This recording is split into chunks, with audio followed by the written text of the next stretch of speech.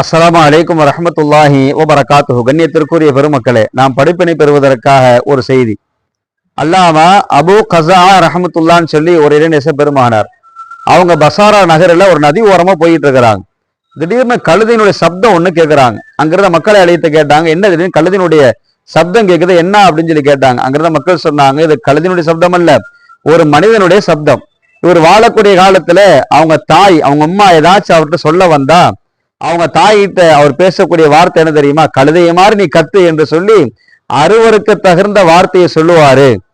அதனால ஒரு நேரம் வந்துச்சு, ஒரு வஃபாத்தானார். இவர் என்னைக்கு வஃபாத்தானாரோ அன்னையிலிருந்து இன்று வரை அவருடைய அந்த கபூர்ல இருந்து ஒவ்வொரு நாள் இரவும் இது போன்று கழுதையினுடைய சப்தம் கேட்டுக்கொண்டு இருக்கிறது என்று சொன்னாங்க. பெருமக்களே, இந்த செய்தி நமக்கு சொல்ல வருகிற பாடம், அல்லாஹ் நமக்கு பெற்றோர்களை பொக்கிஷமாக தந்திருக்கிறான், பெரிய நியாமத்தாக அருட்கொடையாக வழங்கி இருக்கிறான். அவரிடத்திலே நல்ல முறையில் பழகி நல்ல முறையில் அவரிடத்தில் நளினமாக நடந்து கொண்டு வாழக்கூடிய காலத்தை சிறப்பாக்கினால் அதற்கு பின்னால் வருகிற அந்த மன்னரனுடைய வாழ்வு சிறப்பாகும் என்பதை இந்த செய்தி நமக்கு சொல்லுது.